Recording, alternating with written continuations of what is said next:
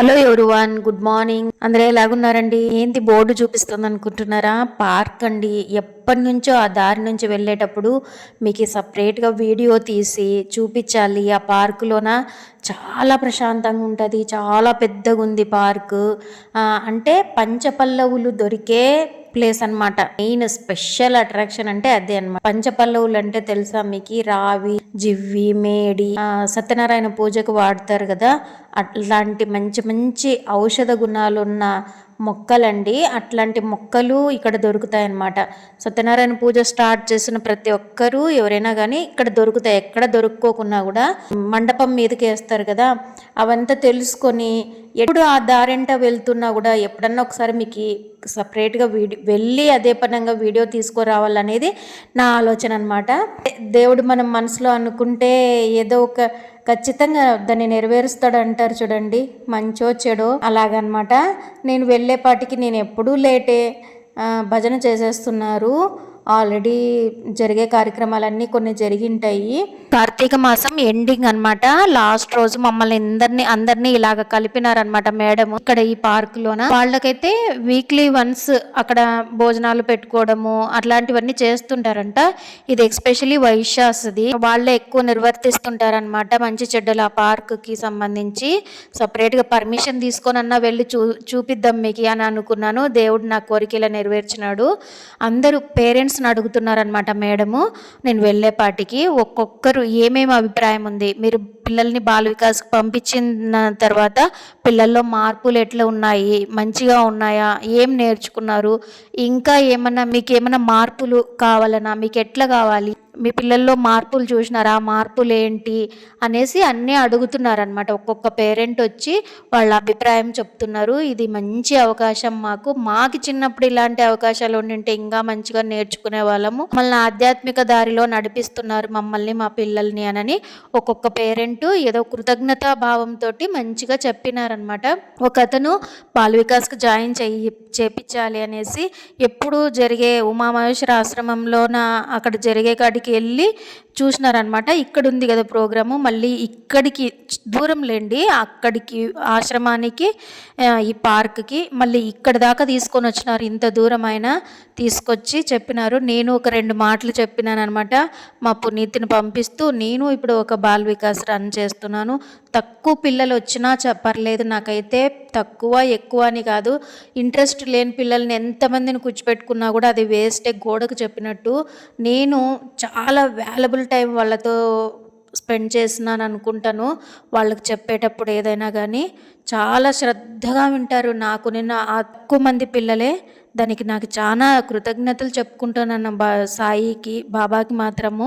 ఎందుకంటే ఇష్టం లేకున్నట్ల పిల్లలు ఫస్ట్ పేరెంట్స్కి ఆధ్యాత్మికత అనేది ఉండాలా, కొంచెం దైవభక్తి ఉండాలా, అట్లయితే ఇక్కడ దాకా రాగలుగుతారు అని నా ఒపీనియను. ఆ పిల్లల్ని తీసుకొని రావాలంటే పేరెంట్స్లో బుద్ధి పుట్టాలి కదా ఫస్ట్. అదే చెప్పినాను అనమాట. మా పిల్లలు పుట్టపర్తిలో బాబా ముందు కూడా డ్యాన్స్ చేసినారు, నృత్యం చేసినారు. ఆ అవకాశం కూడా వచ్చింది. వేదం నేర్చుకుంటున్నారు. ఇంతకంటే ఏం కావాలండి? మంచి చెడ్డలు నేర్చుకుంటున్నారు. పేరెంట్స్ని రెస్పెక్ట్ ఇవ్వాలి ఫస్ట్. మాతృదేవోభవ, పితృదేవోభవ, మనకి 4 ఒక మంచి మాటలు నేర్పిస్తారనమాట. అస్సలే తెలియదండి ఇప్పుడు పంపించే స్కూళ్ళల్లోనే. ఇక్కడ మాతృదేవోభవ, పితృదేవోభవ అంటే కూడా ఆ పదాలకు అర్థం ఏమి, ఆ పదాలు అంటే ఏమని కూడా తెలియదు.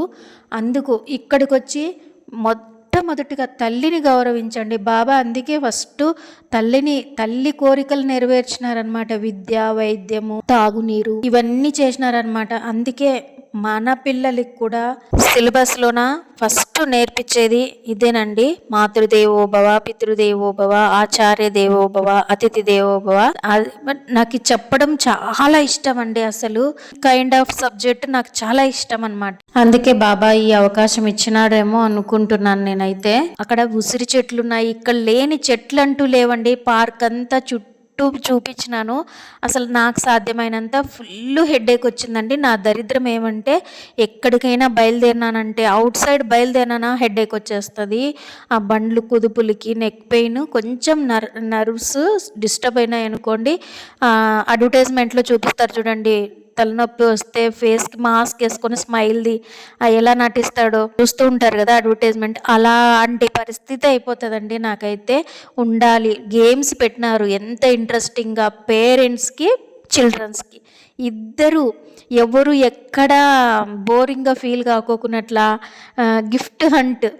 మరి అది ఎస్పెషల్లీ చాలా సర్ప్రైజ్, చాలా ఆలోచన చేసి బాగా మంచి గేమ్ పెట్టేసినారు. అవన్నీ చూడలేకపోయినాను అనమాట. వెళ్ళినాను, భజన చూసుకున్నాను, అట్లా పేరెంట్స్ మాట్లాడినది విన్నాను. పిల్లలు కొన్ని చేసినారనమాట. అంటే ఒక చీటీలోన శివుడు, దాన్ని మ్యాచ్ చేయాల్సింది పార్వతి, అట్లను కానీ, లేకపోతే గణపతి అంటే కార్తికేయుడు, ఇట్లాంటి సిబ్లింగ్స్ కానీ, లేకపోతే విష్ణువు అంటే లక్ష్మి, ఇట్లా పేరు చేయడము అట్లంతా పెట్టించినారనమాట పిల్లలతోటి. ఒత్తుల్లోన ఫ్రెండ్ పరిమళ విన్ అయ్యింది. పరిచయం అయిన చనువుతో పేరు పెట్టి పిలుస్తున్నాను కానీ తను నాకన్నా పై స్థాయిలో ఉంది. దేంట్లో అనుకుంటున్నారా?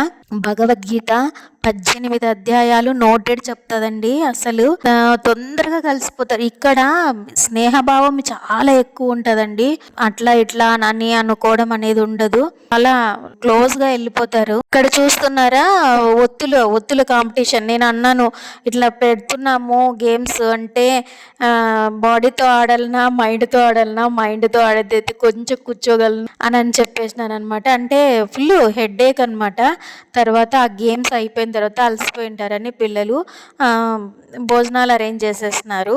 భోంచేసి తను పింక్ శారీ, తనే పరిమళ, తను జ్యోతి నా ఫ్రెండ్. అక్కడ ఉన్న వాళ్ళందరూ ఫ్రెండ్స్ వెళ్ళండి. వెనక గీత, ఆమె టీచరు, నీరజ, మా పిల్లలు క్లాస్మేట్లు అనమాట. మేము బాగా క్లోజ్ అయిపోయినాము. పర్తి యాత్రకి వెళ్ళినప్పుడు అసలు చాలా చాలా స్నేహభావం ఉంటుందండి. మనము స్నేహంగా లేకపోతే మన పిల్లలు ఎలాగుంటారు చెప్పండి? ఐకమత్యం నేర్పిస్తారండి ఫస్ట్. ఇందులోన ఐకమత్యమే మహాబలం అంటారు కదా, అలాగనమాట. ఈ వీడియో మీకు ఎలాగనిపించింది? మీకు నచ్చింటే కామెంట్ సెక్షన్లో కామెంట్ చేయండి ఫ్రెండ్స్. నన్ను తీసుకెళ్ళడానికి మా ఆయన వచ్చినారు. భోంచేయండి ఖచ్చితంగా అంటే ఇంటి దగ్గర చేసేసి వచ్చినాను పునీత్కి. ఆ రోజు సండే రోజు అనమాట. నన్ను ఆట పట్టిస్తున్నారు, వీడియో తీయండి పక్కన కూర్చున్నారు అని అనేసి. బాగా తమాషాగా బాగా కలిసిపోతారండి. ఇక్కడ పక్కన డ్రెస్ అమ్మాయి ఉంది కదా, ఫ్యామిలీ ఫ్రెండ్ అనమాట. మీకు ఇంకో విషయం చెప్తాను. ఇక్కడ గ్రే కలర్ ఓని ఆమె ఉందా, తను కూడా పేరెంట్ అనమాట, స్టూడెంట్, మా మేడం వాళ్ళ స్టూడెంట్ మదరు. తను చెప్తుంది స్కూల్లో భగవద్గీత శ్లోకాలు చెప్పినప్పటి నుంచి నేను నా కూతురు కోసం వెళ్తే నా కూతురు పేరు పిలవకుండా భగవద్గీత పాపనా అని పిలుస్తున్నారు అని చాలా హ్యాపీగా ఉంది అని అన్నారండి. స్కూల్లో తన పేరు గీతిక. నేను స్కూల్కి వెళ్ళినప్పుడు గీతిక వాళ్ళ మదర్ని నేను అని ఎప్పుడన్నా అడిగితే భగవద్గీత పాప అంటారు. అంటే తెలుగు భాషా దినోత్సవం రోజు తను భగవద్గీత శ్లోకాలు చెప్పిందంట. 12వ అధ్యాయం చెప్పింది సరికే ఆ రోజు నుంచి గీతిక అనే పేరు కన్నా వాళ్ళ మేడం వాళ్ళంతా భగవద్గీత పాప అంటారు. నాకు అది చాలా సంతోషం అనిపించింది. అంటే ఇక్కడికి వచ్చి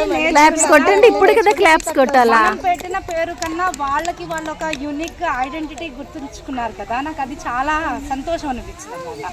ఇప్పుడు ఎప్పుడు స్కూల్కి పోయినా గీతిక అంటే వాళ్ళ టీచర్లు అంతా భగవద్గీత పాప. ఇది కదా ఆనందం. పిల్లలు సొంతంగా ఒక ఐడెంటిటీ తెచ్చుకున్నప్పుడు పేరెంట్స్కి అంతులేని సంతోషం వస్తుంది కదా, ఆ సంతోషాన్ని ఇచ్చేది బాల వికాస్ అండి.